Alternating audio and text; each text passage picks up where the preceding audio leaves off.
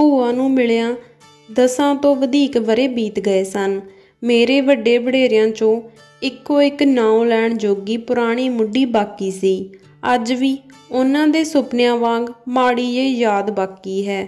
ਜਦ ਨਿੱਕੇ ਹੁੰਦਿਆਂ ਭੂਆ ਮੈਨੂੰ ਉਂਗਲ ਲਾ ਕੇ ਪਿਆਰ ਪੁਚਕਾਰ ਕੇ ਸਕੂਲ ਛੱਡਣ ਜਾਂਦੀ ਹੁੰਦੀ ਸੀ ਤੇ ਅੱਧੀ ਛੁੱਟੀ ਵੇਲੇ ਮੇਰੇ ਲਈ ਮਲਾਈ ਵਾਲੇ ਦੁੱਧ ਦਾ ਕੌਲ ਲਿਆਇਆ ਕਰਦੀ ਸੀ।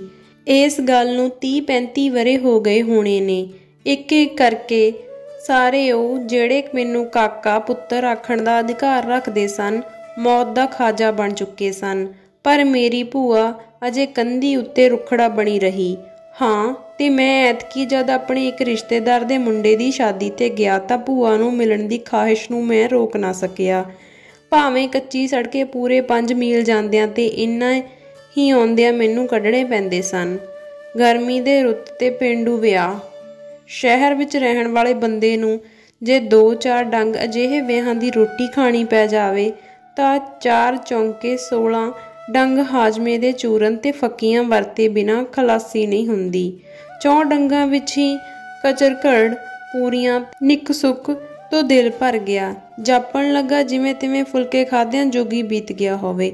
ਬਥੇਰੀ ਕੋਸ਼ਿਸ਼ ਕੀਤੀ ਕਿ ਹੋਰ ਨਹੀਂ ਤਾਂ ਇੱਕ ਅੱਧ ਡੰਗ ਹੀ ਪੂਰੀਆਂ ਤੋਂ ਛੁਟਕਾਰਾ ਮਿਲੇ, ਕਿਤੋਂ 2 ਫੁਲਕੇ ਤੇ ਦਾਲ ਮਿਲ ਸਕਣ। ਪਰ ਅਜਿਹਾ ਹੋਣਾ ਤਾਂ ਧੇਤਿਆਂ ਦੀ ਨੱਕ ਵੱਡੀ ਹੋਣ ਦੇ ਬਰਾਬਰ ਸੀ। ਸ਼ੁਕਰ ਕਰਕੇ 2 ਰਾਤਾਂ ਕੱਟੀਆਂ ਤੇ ਤੀਜੇ ਦਿਨ ਮੈਂ ਜਾਂਝੀਆਂ ਪਾਸੋਂ ਖਹਿੜਾ ਛੁਡਾ ਕੇ ਭੂਆ ਦੇ ਪਿੰਡ ਤੁਰ ਪਿਆ। ਮੈਨੂੰ ਯਾਦ ਸੀ ਨਿੱਕੇ ਹੁੰਦਿਆਂ ਮੇਰੀ ਭੂਆ ਪਤਲੇ ਫੁਲਕੇ ਚੁੱਲ੍ਹੇ ਵਿੱਚ ਫੁਲਾ ਕੇ ਕਿੱਡੇ ਪਿਆਰ ਨਾਲ ਖਵਾਇਆ ਕਰਦੀ ਸੀ। ਸਵਾਰੀ ਦਾ ਕੋਈ ਪ੍ਰਬੰਧ ਨਾ ਹੋ ਸਕਿਆ। ਦੁਪਹਿਰਾਂ ਦਾ ਤੁਰਿਆ ਮੈਂ ਸਾਰੇ ਰਾਹ ਘੱਟਾ ਫੱਕਦਾ, ਕਿਤੇ ਪੈਲੀਆਂ ਵਿੱਚੋਂ ਤੇ ਕਿਤੇ ਸੜਕ। ਸੋਤੇ ਪਏ ਭੂਆ ਦੇ ਪਿੰਡ ਪੁੱਜਾ। ਜਾਨ ਵਿੱਚ ਜਾਨ ਆਈ। ਜਾਂਦਿਆਂ ਹੀ ਬੜੀ ਗਰਮਜੋਸ਼ੀ ਨਾਲ ਮੈਂ ਭੂਆ ਨੂੰ ਪੈਰੀ ਪੈਣਾ ਕੀਤਾ। ਉਸਨੇ ਜਿਉ ਆਇਆ ਸਦਕੇ ਆਇਆ ਆਖਦਿਆਂ ਹੋਇਆਂ ਮੇਰੀ ਪਿੱਠ ਪਲੋਸੀ। ਪਰ ਇਸ ਵਿੱਚੋਂ ਮੈਨੂੰ ਭੂਆ ਦਾ ਪਿਆਰ ਦਾ ਨਿੱਘ ਨਾ ਲੱਭਿਆ। ਅਸਲ ਗੱਲ ਇਹ ਸੀ ਕਿ ਭੂਆ ਨੇ ਮੈਨੂੰ ਪਛਾਤਾ ਹੀ ਨਹੀਂ ਸੀ। ਉਸਨੂੰ ਅੰਦਰਾਤੇ ਦੀ ਕਸਰ ਸੀ। ਜਦ ਉਸਦੇ ਕਾਕਾ ਕਿੱਥੋਂ ਏ ਤੂੰ ਦੇ ਉੱਤਰ ਵਿੱਚ ਮੈਂ ਆਪਣਾ ਨਾਂ ਦੱਸਿਆ ਤਾਂ ਸਾਰੀ ਦੀ ਸਾਰੀ ਭੂਆ ਮੇਰੇ ਦੁਆਲੇ ਲਿਪਟ ਗਈ। ਚੁੰਮ ਕੇ ਉਸਨੇ ਮੇਰਾ ਮੂੰਹ ਗਿੱਲਾ ਕਰ ਛੱਡਿਆ ਤੇ ਉੱਚੀ ਦੇ ਪੁਕਾਰ ਉੱਠੀ, ਨੀ ਚੰਨਣ ਕੁੜੇ ਆਈ ਨੀ ਭੱਜ ਕੇ, ਨੀ ਮੇਰਾ ਸਿੰਘ ਆਇਆ ਏ ਸੁੱਖ ਨਾਲ, ਵੇ ਮੁੰਡਿਓ ਕੁੜੀਓ ਤੁਹਾਡਾ ਤਾਇਆ ਆਇਆ ਜੇ। ਉਸਦੀ ਨੂੰਹ ਭੱਜੀ ਆਈ। ਭੂਆ ਦੇ ਪੋਤੇ ਪੋਤੀਆਂ ਨੇ ਆਉਂਦੇ ਹੀ ਮੇਰੇ ਆਲੇ ਦੁਆਲੇ ਘੇਰਾ ਘੱਤ ਲਿਆ। ਬਾਲਾਂ ਵਿੱਚੋਂ ਭਾਵੇਂ ਕਿਸੇ ਨੇ ਇਸ ਤਰ੍ਹਾਂ ਪਹਿਲਾਂ ਮੇਰੀ ਸ਼ਕਲ ਨਹੀਂ ਸੀ ਵੇਖੀ, ਪਰ ਦਾਦੀ ਦੀ ਗਵਾਹੀ ਤੁਹਾਡਾ ਤਾਇਆ ਆਇਆ ਉਹਨਾਂ ਲਈ ਕਾਫੀ ਸੀ। ਭੂਆ ਦੀ ਨੂੰਹ ਮੇਰੇ ਤੋਂ ਛੋਟੇ ਥਾਂ ਸੀ। ਘੁੰਡ ਚੁੱਕਣ ਤੇ ਬੋਲਣ ਚਾਲਣ ਦੀ ਦਲੇਰੀ ਉਹ ਨਾ ਕਰ ਸਕੀ। ਮੈਂ ਪੀੜ੍ਹੀ ਤੇ ਬੈਠਾ ਸਾਂ। ਭੂਆ ਪੁੰਜੇ ਬੈਠੀ, ਦੋਹਾਂ ਹੱਥਾਂ ਨਾਲ ਮੇਰੀ ਪਿੱਠ, ਮੇਰਾ ਸਿਰ, ਮੇਰਾ ਮੂੰਹ ਮੱਥਾ ਪਿਆਰਦੀ ਹੋਈ ਮੇਰੇ ਘਰ-ਬਾਰ ਦੀ, ਮੇਰੇ ਬਾਲਾਂ ਦੀ, ਮੇਰੀ ਘਰਵਾਲੀ ਦੀ ਸੁੱਖ ਸਾਂਦ ਪੁੱਛਦੀ ਸੀ। ਮੇਰੇ ਵੱਲੋਂ ਸਿਰਫ ਇੱਕੋ ਉੱਤਰ ਘੜੀ ਮੁੜੀ ਦੁਹਰਾਇਆ ਜਾ ਰਿਹਾ ਸੀ, ਹਾਂਜੀ, ਆਹੋ ਜੀ। ਉਸ ਵੇਲੇ ਸੱਚਮੁੱਚ ਆਪਣੇ ਆਪ ਨੂੰ ਦਾੜੀ ਵਾਲਾ ਕਾਕਾ ਅਨੁਭਵ ਕਰ ਰਿਹਾ ਸਾਂ। ਤੇ ਕੁੜੇ ਉੱਠ ਕੇ ਰੋਟੀ ਟੁੱਕ ਦਾ ਆਹਰ ਕਰ, ਮੁੰਡਾ ਵੱਡੇ ਵੇਲੇ ਦਾ ਭੁੱਖਾ ਭਾਣਾ ਹੋਵੇਗਾ, ਕਹਿ ਕੇ ਭੂਆ ਨੇ ਨੂੰਹ ਨੂੰ ਰਸੋਈ ਵੱਲ ਨਸਾਇਆ। ਮੈਂ ਬਥੇਰੀ ਉਜਰਦਾਰੀ ਕੀਤੀ, ਪਰ ਉੱਥੇ ਸੁਣਾਈ ਕਾਹਨੂੰ ਹੋਣੀ ਸੀ। ਭੁੱਖ ਮੈਨੂੰ ਉੱਕਾ ਨਹੀਂ ਸੀ, ਸਗੋਂ ਦੁਪਹਿਰੇ ਜਿਹੜੀ ਜੰਝ ਵਿਦੈਗੀ ਵੇਲੇ ਰੋਟੀ, ਉਸ ਤੋਂ ਪਹਿਲਾਂ ਕੁਝ ਮਠਿਆਈਆਂ ਖਾਣੀ ਪਈ ਸੀ, ਉਸ ਨਾਲ ਤਬੀਅਤ ਦਿੱਕਤ ਹੋ ਗਈ। ਮੈਂ ਦਿਲ ਨਾਲ ਫੈਸਲਾ ਕੀਤਾ ਕਿ ਰਾਤੀ ਕੁਝ ਨਹੀਂ ਖਾਵਾਂਗਾ। ਅਜੇ ਤੱਕ ਢਕਾ ਰਹੇ ਸਨ। ਉਹ ਮੇਰਿਆ ਰੱਬਾ, ਮੇਰੇ ਅੰਦਰੋਂ ਡਰ ਭਰੀ ਆਵਾਜ਼ ਨਿਕਲੀ ਜਦ ਕੁਝ ਦੇਰ ਬਾਅਦ ਮੈਂ ਅੱਗੇ ਇੱਕ ਨੱਕੋ ਨੱਕ ਪਰੋਸਿਆ ਥਾਲ ਵੇਖਿਆ। ਚੱਕੀ ਦੇ ਬੁੜ ਜਿੱਡੇ 2 ਪਰੌਂਠੇ ਜਿਨ੍ਹਾਂ ਵਿੱਚ ਘਿਓ ਵਗ ਰਿਹਾ ਸੀ ਕਿ ਥਾਲ ਉਸਦੇ ਹਿੱਸੇ ਵਿੱਚ ਰਲ ਰਿਹਾ ਸੀ, ਜਿੱਥੇ ਮੋਟੀਆਂ ਸੇਵੀਆਂ ਦਾ ਇੱਕ ਤਕੜਾ ਅੰਬਾਰ ਉਸਰਿਆ ਸੀ ਤੇ ਜਿਸ ਉੱਤੇ ਬੁੱਕ ਸਾਰੀ ਸ਼ੱਕਰ ਦੀ ਤਹਿ ਵਿਛੀ ਹੋਈ ਸੀ। ਮੈਂ ਸਹਿਮੀ ਨਜ਼ਰ ਨਾਲ ਕਦੇ ਥਾਲ ਵੱਲ ਵੇਖਾਂ ਤੇ ਕਦੇ ਆਪਣੇ ਢਿੱਡ ਵੱਲ। ਮੂਸਾ ਮੌਤੋਂ ਭੱਜਿਆ, ਅੱਗੇ ਮੌਤ ਖੜੀ। वाली गल बन गई। भरजाई नूं तां मैं संग दे मारे कुछ ना आख सकिया सां ते भूआ नूं इस बाबत कुछ कहना ना कहना इक्को जिहा सी। भूआ अगे मैं बथेरे वास्ते पावां। भूआ जी, मैनू एक गराही दी भी भुख नहीं। मैं अगे ही जंज दी रोटी खाण करके औखा हाँ। पर बिना मेरी किसी गल वल ध्यान दित्तियां भूआ अपनियां ही वाही जावे। भला काका ये है कि हौले हौले ते फुलके ने, खा लै मां सदके। ते भूआ जी, इन्नियां सेवियां कौन खाएगा? मैं एक बारी फेर कहा। ਉਹ बोली, खा ले बीबा पुत, सेवियां दा की है, ये तो एवें मूँह मिठा करन लई है। वेखे ना पुत, इत्थे बाहर थावें की पिया लभदा है, शहर नगरां दी की गल करना है।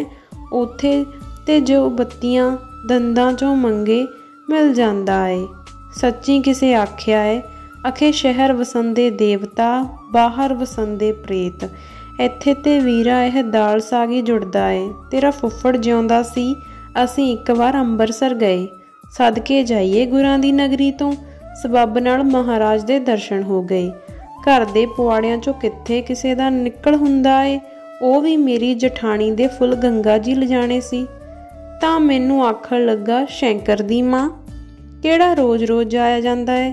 ਖਸਮਾਂ ਨੂੰ ਖਾਣੀਆਂ ਲੋੜਾਂ ਤੇ ਪੂਰੀਆਂ ਹੁੰਦੀਆਂ ਨਹੀਂ। ਉਹ ਜਾਣੇ, ਤੂੰ ਵੀ ਚੱਲੀ ਚੱਲ। ਤੇ ਮੈਂ ਵੀ ਇਸੇ ਸਬੱਬ ਚਲੀ ਗਈ। दिल ते बथेरा करदा ए पई एक बार फिर गंगा माई दा इशनान करावां। शंकर नूं किन्नी वारी वास्ते पा चुकी हाँ। भई मुंडिया, जिथे होर सैकड़े खर्चे खाना है, इत्थे ये भी जस खट लै। पर वो ते सुनदा ही नहीं मेरी गल। भूआ बिने रुकिया अपनी व्याख्या करी जा रही सी ते मैं इधर सोच रहा सां, अगे जठानी जी दे फुੱਲ लै के गई सी, हुण भावें भतीजे दे फुੱਲ दी वारी है। अखीर इहो सोच के अच्छा उखड़ी विच सिर दिता ते हुण 4 सट्टां वध की ते 4 घट की। खाना शुरू किया। अजे 2-4 बुरकियां ही लाइयां सन कि भरजाई ने पंगरे होए घ्यो दा भरिया कौला लिया के सेवियां उत्ते उलद दिता। घ्यो सेवियां विच फिरदा फिरदा सारे थाल विच फैल गया ते सेवियां दा ढेर समुंदर विच खड़ी एक छोटे जंजीरे वांग बन गया। मैं बथेरा ना करदा रहा, पर मेरी सुनदा कौन। इस आप सहेड़ी मौत तो कीकन छुटकारा मिले। बथेरा सोचिया, कोई राह ना लब्भा। परौंठे तां खैर 2 नहीं तां 1.5 को मैं किसी तरह तुन के लंघा लए, पर सेवियां दा की बने। सलाह होई कि भूआ नूं दिसदा ते है नहीं, होवां ना 1-2 रुग भर के किसे बन्ने ही सुट छड्डां। कुछ तां भार हौला होवे। पर उस अखां दी कंबख्त भरजाई दा की करदा, जिहड़ी घ्यो दा कौल खाली करन तो बाद टोकरे वांग मूँह लुकोई मेरे लागे पथला मारी बैठी सी। चिड़ी चोगे वांग एक सेवी मूँह च पा के चित के लंघाउण दी कोशिश कर रहा सां कि भरजाई दे दिल विच खबरे तरस आ गया। ਉਹ ਉੱਠ ਕੇ ਅੰਦਰ ਚਲੀ ਗਈ। मैं काली नाल सज्जा खब्बा तक्या, ਕਿਹੜੇ ਪਾਸੇ रुक सट्टां। पिछली कंध दे नुकरे एक तंदूर लगा सी। मैं सोचिया ठीक है, रात नूं किते मौका मिलिया तां सुआह नूं हेठां उतां कर ढक छड्डांगा।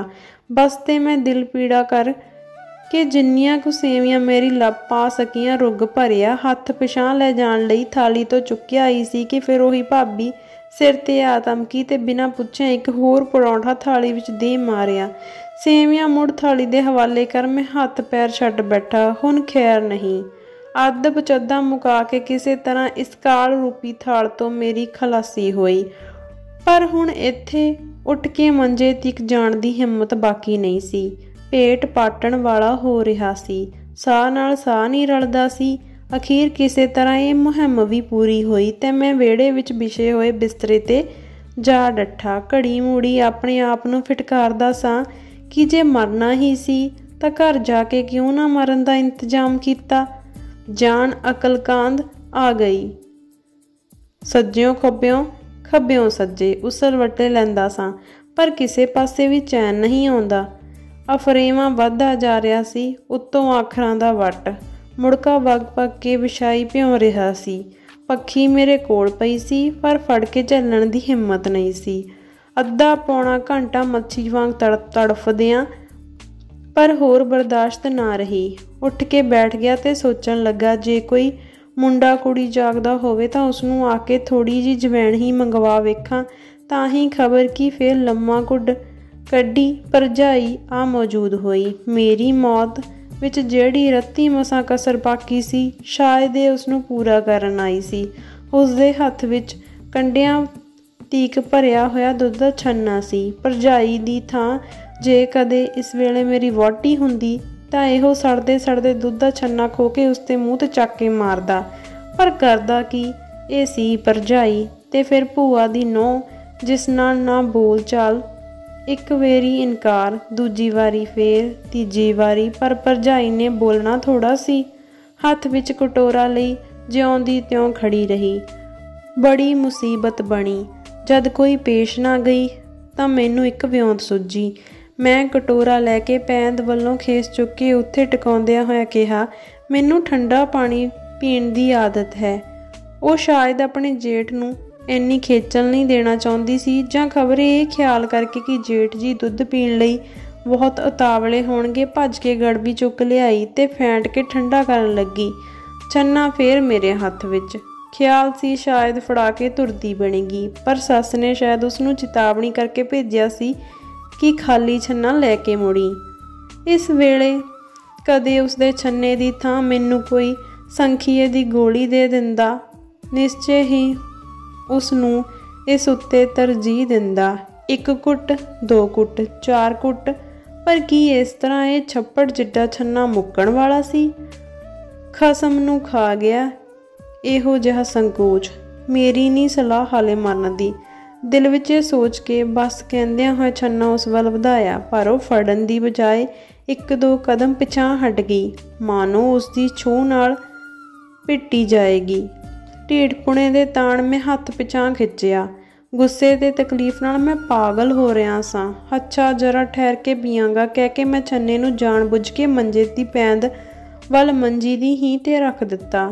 ਹੀਂਹ ਇਤਨੀ ਚੌੜੀ ਨਹੀਂ ਸੀ ਇਸ ਪ੍ਰਾਂਤ ਜਿੱਡੇ ਛੱਲੇ ਨੂੰ ਝੱਲ ਸਕੇ। ਛੰਨਾ ਥੱਲੇ ਜਾ ਡਿੱਗਿਆ। ਓਹੋ ਕਹਿ ਕੇ ਮੈਂ ਛੰਨਾ ਭੁੰਜਿਓਂ ਚੱਕਿਆ ਤੇ ਭਰਜਾਈ ਨੇ ਝੱਟ ਮੇਰੇ ਹੱਥੋਂ ਫੜ ਲਿਆ। ਕੀ ਹੋਇਆ ਕੁੜੇ? ਕਹਿੰਦੀ ਹੋਈ ਭੂਆ ਆਪਣੀ ਡੰਗੋਰੀ ਖੜਕਾਉਂਦੀ ਮੇਰੇ ਪਾਸ ਆ ਪੁੱਜੀ। ਕੁਝ ਨਹੀਂ, ਦੁੱਧ ਡੁੱਲ ਗਿਆ ਏ, ਨੂੰਹ ਨੇ ਸ਼ਰਮਿੰਦਗੀ ਭਰੀ ਨੀਵੀਂ ਆਵਾਜ਼ ਵਿੱਚ ਕਿਹਾ। ਤੇ ਫਿਰ ਕੀ ਹੋਇਆ? ਦੁੱਧ ਦਾ ਕਾਲ ਏ, ਜਾ ਹੋਰ ਲੈ ਕੇ ਆ, ਕਹਿੰਦੀ ਹੋਈ ਭੂਆ ਮੇਰੇ ਕੋਲ ਆ ਬੈਠੀ। ਮੈਂ ਆਖਿਆ 2 ਘੜੀਆਂ ਬਹਿ ਕੇ ਦੁੱਖ ਸੁੱਖ ਦੀਆਂ ਗੱਲਾਂ ਕਰਾਂਗੀ। ਫਿਰ ਸੋਚਿਆ ਥੱਕਿਆ ਹੋਵੇਂਗਾ, ਕਾਹਨੂੰ ਔਖਿਆਂ ਕਰਾਂ, ਤੂੰ ਆਰਾਮ ਕਰ ਲੈ 2 ਘੜੀਆਂ। ਮੈਂ ਦਿਲ ਵਿੱਚ ਆਖਿਆ ਭੂਆ ਹੁਣ ਤੂੰ ਜ਼ਰੂਰ ਹਰਿਦੁਆਰ ਦੇ ਇਸ਼ਨਾਨ ਕਰੇਂਗੀ। ਇਸੇ ਵੇਲੇ ਨੂੰਹ ਨੇ ਆ ਕੇ ਸੱਸ ਦੇ ਕੰਨ ਵਿੱਚ ਕੁਝ ਕਿਹਾ ਤੇ ਭੂਆ ਨੇ ਗੁੱਸੇ ਨਾਲ ਉੱਤਰ ਦਿੱਤਾ, ਕੀ ਆਖਿਆ ਈ, ਜਾਗ ਲਾ ਛੱਡੀਏ ਸਾਰੇ ਨੂੰ ਹੀ। ਹਾਏ ਹਾਏ ਰੱਬਾ, ਮੈਂ ਕਹਿ ਕੇ ਹੀ ਸੜ ਗਈਆਂ ਇਸੇ ਹੱਥੋਂ। ਸਾਰੇ ਦੁੱਧ ਨੂੰ ਕਾਹਨੂੰ ਜਾਗ ਫੂਕਣੀ ਸੀ? ਮੁੰਡਾ ਵਿਚਾਰਾ ਹੁਣ ਝਾਟਾ ਮੇਰਾ ਪੀਵੇਗਾ। ਸਵੇਰ ਦਾ ਭੁੱਖਾ ਭਾਣਾ ਏ, ਸੰਧਿਆ ਵੇਲੇ ਤੇ 2 ਫੁਲਕੇ ਖਾਧੇ ਸੂ, ਉੱਤੋਂ ਸੋਤਾ ਪਿਆ ਏ। ਇਹਨੇ ਵਿਚਾਰੇ ਨੇ ਕਿਹੜਾ ਰੋਜ਼ ਆਉਣਾ ਸੀ ਸਾਡੇ ਘਰ? ਜਾ ਕੇ ਰਾਮਿਕਿਆਂ ਤੋਂ ਘਰੋਂ ਦੁੱਧ ਦਾ ਛੰਨਾ ਲੈ। ਨਾ ਭੂਆ ਜੀ, ਤੁਹਾਨੂੰ ਮੇਰੇ ਸਿਰ ਦੀ ਸਹੁੰ, ਜੇ ਦੁੱਧ ਨੂੰ ਭੇਜੋ, ਮੈਂ ਤਰਲੇ ਨਾਲ ਕਿਹਾ। ਲੈ ਹੋਰ ਸੁਣ। ਭੂਆ ਪਿਆਰ ਭਰੀ ਘੁਰਕੀ ਨਾਲ ਬੋਲੀ, ਇਹ ਵੀ ਕੋਈ ਰਾਹ ਪਿਆ ਏ? ਸਵੇਰ ਦਾ ਭੁੱਖਾ ਭਾਣਾ, ਮਾਂ ਸਦਕੇ ਸ਼ਰਮ ਕਿਹੜੀ ਗੱਲ ਦੀ ਕਰਨੀ ਐ? ਇਹ ਕੋਈ ਬੇਗਾਨਾ ਘਰ ਏ? ਜੀਓ ਜਾਗੋ, ਮੈਂ ਸਹਿਕ ਕੇ ਲਿਆ ਸੀ ਤੈਨੂੰ। 3 ਘਰਾਂ 'ਚ ਤੂੰ ਤੇ ਵੱਡਿਆਂ ਦੀ ਨਿਸ਼ਾਨੀ ਏ ਪੁੱਤਰ। ਕਿਹੜੇ ਜਫਰ ਨੇ ਕਿਡ ਲੈਣ ਲਈ ਤੈਨੂੰ ਅਸਾਂ ਨਹੀਂ ਚਾਲੇ ਹੋਣੇ। 3 ਭਰਾ ਸਨ, ਸੁੱਖ ਨਾਲ ਤੇਰੇ ਭਾਈਏ ਹੋਣੀ। ਪਹਿਲਾਂ ਮੰਨਤਾਂ ਮੰਨ ਕੇ ਵੱਡਾ ਵਿਆਹਿਆ, ਵਿਚਾਰਾ ਖਾਰਿਓਂ ਵੀ ਨਹੀਂ ਸੀ ਲੱਥਾ, ਰੰਡਾ ਹੋ ਗਿਆ। ਮੁੜ ਮਰਦਾ ਮਰ ਗਿਆ, ਬੂਹਾ ਨਾ ਖੁੱਲਿਆ। ਉਦੋਂ ਨਿੱਕਾ ਸੀ, ਦੌਲਤ ਸਹੁੰ ਤੇਰਾ ਤਾਇਆ। ਸੁਰਗਾਂ 'ਚ ਵਾਸਾ ਹੋਵੇ, ਧਰਤੀ 'ਤੇ ਲੱਤ ਦਿੱਤਿਆਂ ਹੀ ਪਾਣੀ ਆਉਂਦਾ ਸੀ। ਘੜੀ ਵਰਗਾ ਜਵਾਨ ਤੇ ਡਾਢਾ ਹੀ ਸੁਨੱਖਾ। ਭੈੜੀ ਮੌਤ ਨੇ ਮਹਿਕ ਦਾ ਫੁੱਲ ਤੋੜ ਲਿਆ ਤੇ ਭੂਆ ਦੇ ਅਥਰੂ ਵਗ ਕੇ ਉਸਦੀਆਂ ਗੱਲਾਂ ਦੇ ਟੋਇਆਂ ਵਿੱਚ ਭਰਨ ਲੱਗੇ। ਭਰਜਾਈ ਚਲੀ ਜਾ ਚੁੱਕੀ ਸੀ ਤੇ ਭੂਆ ਦੇ ਜੀਵਨ ਦੀ ਕਥਾ ਬਰਾਬਰ ਸ਼ੁਰੂ ਸੀ। ਭਾਵੇਂ ਉਸਦੀ ਇਹ ਕਥਾ ਬੜੀ ਦਿਲਚਸਪ ਤੇ ਕਰੁਣਾ ਭਰਪੂਰ ਸੀ, ਪਰ ਮੇਰਾ ਬਹੁਤਾ ਖਿਆਲ ਆਪਣੀ ਮੌਤ ਦੇ ਸਨੇਹੇ ਉਹ ਛੰਨੇ ਵੱਲ ਸੀ। ਭੂਆ ਬੋਲਦੀ ਕਿ ਵਿਆਹ ਨੂੰ ਵਰਾ ਵੀ ਨਹੀਂ ਸੀ ਬੀਤਿਆ, ਬੂਹੇ ਨਾਲ ਬੰਨੇ ਹੋਏ ਸ਼ਰੀਂ ਵੀ ਨਹੀਂ ਸੀ ਚੁੱਕ ਸੁੱਕੇ, ਸੋ ਮੌਤ ਭੈੜੀ ਨੇ ਨਿਗਲ ਲਿਆ। ਚੱਪੇ ਜਿੰਨੀ ਵਹੁਟੀ ਬੂਹੇ ਤੇ ਬਹਿ ਗਈ। ਸਭਨਾਂ ਤੋਂ ਛੋਟਾ ਸੀ ਤੇਰਾ ਪਿਓ, ਜਿਉਂ ਵਿਆਹਿਆ 8 ਵਰੇ ਬੀਤ ਗਏ, ਵੇਲ ਚੂਆਂ ਨਾ ਪਿਆ। ਵੇ ਪੁੱਤ, ਕੋਈ ਥਾਂ ਨਾ ਛੱਡਿਆ, ਕੋਈ ਪੀਰ ਫਕੀਰ ਨਾ ਛੱਡਿਆ, ਹਨੂਮਾਨ ਦੇ ਜਾਗੇ ਕੀਤੇ, ਭੈਰੋਂ ਦੀਆਂ ਕੰਜਕਾਂ ਜਿਵਾਈਆਂ, ਪੀਰਾਂ ਦੀ ਸ਼ੀਰਨੀ ਚੜ੍ਹਾਈ, ਬਾਵੇ ਕੰਬਲੀ ਵਾਲੇ ਦਾ ਰੋਟ ਦਿੱਤਾ, ਇੱਕ ਕੀਤੀ ਸੀ ਅਸਾਂ। ਪੁੱਤ 12 ਕੋ ਜਿੱਥੇ ਕਿਤੇ 10 ਪਾਈ ਭੱਜੇ ਗਏ, ਪਰ ਝੋਲੀ ਖੈਰ ਕਿਤੋਂ ਨਾ ਪਿਆ। ਛੇੜਕ ਦੀ ਬਾਕੀ ਪੀਰ ਦੀਨੇ ਸ਼ਾਹ ਦੀ ਦਰਗਾਹ ਤੇ ਸੁਖਣਾ ਸੁਖੀ, ਤਾਂ ਕਿਤੇ ਸਾਡੀ ਪੂੜੀ ਕਬੂਲ ਪਈ, ਮਸੇ ਤੇਰਾ ਮੂੰਹ ਵੇਖਿਆ। ਪੁੱਤ ਇਹ ਸੂਰਤਾਂ ਕੋਈ ਨਿਤ ਨਹੀਂ ਪਈਆਂ ਲੱਭਦੀਆਂ ਨੇ। ਤੇ ਉਹ ਫਿਰ ਮੇਰਾ ਮੂੰਹ ਚੰਮਣ ਲੱਗ ਪਈ। ਮੇਰੇ ਕੰਨ ਭੂਆ ਦੀਆਂ ਗੱਲਾਂ ਵੱਲ ਸਨ, ਪਰ ਧਿਆਨ ਬੂਹੇ ਵੱਲ ਸੀ। ਭਰਜਾਈ ਆ ਗਈ। ਮੈਂ ਰੱਬ ਦਾ ਲੱਖ ਸ਼ੁਕਰ ਕੀਤਾ। ਖਾਲੀ ਕਟੋਰਾ ਉਸਦੇ ਹੱਥ ਵਿੱਚ ਸੀ। ਉਸਨੂੰ ਸੱਸ ਨੂੰ ਬੜੀ ਨਿਰਾਸ਼ਾ ਵਿੱਚ ਕਹਿਣ ਲੱਗੀ, ਉਹਨਾਂ ਦੀ ਤਾਂ ਅੱਜ ਕੱਟੀ ਚੁੰਘ ਗਈ ਏ। ਸੁਣਦਿਆਂ ਸਾਰ ਭੂਆ ਬੇਵਸੀ ਵੱਲ ਬੋਲ ਉੱਠੀ, ਬਸ ਲੱਗ ਗਈ ਉਹ ਅੱਗ ਹੁਣ ਸਾਰੇ ਪਿੰਡ ਨੂੰ। ਔਂਤਰਾ ਉਹੀਓ ਦੁੱਧ ਜਿੰਨੇ ਕੁੱਤੇ ਨਹੀਂ ਕਬੂਲਦੇ, ਅੱਜ ਕਾਲ ਪੈ ਗਿਆ। ਮੁੰਡਾ ਆਖੇਗਾ ਕਿ ਇਹ ਚੰਦਰੇ ਘਰ ਆ ਵੜਿਆ, ਜੋ ਦੁੱਧ ਦੀ ਛਿੱਟ ਵੀ ਨਹੀਂ ਜੁੜਦੀ। ਉਹ ਸ਼ਰਮਿੰਦਗੀ ਤੇ ਰਹਿਮ ਭਰੇ ਭਾਵਾਂ ਨਾਲ ਮੇਰੀ ਪਿੱਠ ਉੱਤੇ ਹੱਥ ਫੇਰਦੀ ਹੋਈ ਬੋਲੀ, ਤੇ ਕਾਕਾ ਭੁੱਖਾ ਹੀ ਸੌਵੇਂਗਾ ਹੁਣ? ਹਾਏ ਮਾਂ ਸਦਕੇ, ਕਿਹਾ ਰਮਾਨ ਪਿਆ ਲੱਗਦਾ ਏ ਮੈਨੂੰ। ਪਰ ਮੈਂ ਭੁੰਜੇ ਡੁੱਲੇ ਦੁੱਧ ਵੱਲ ਤੱਕਦਾ ਹੋਇਆ ਦਿਲ ਵਿੱਚ ਕਹਿ ਰਿਹਾ ਸਾਂ, ਭਲਾ ਹੋਇਆ ਮੇਰਾ ਚਰਖਾ ਟੁੱਟਾ, ਜਿੰਦ ਅਜਾਬੋਂ ਛੁੱਟੀ। ਧੰਨਵਾਦ।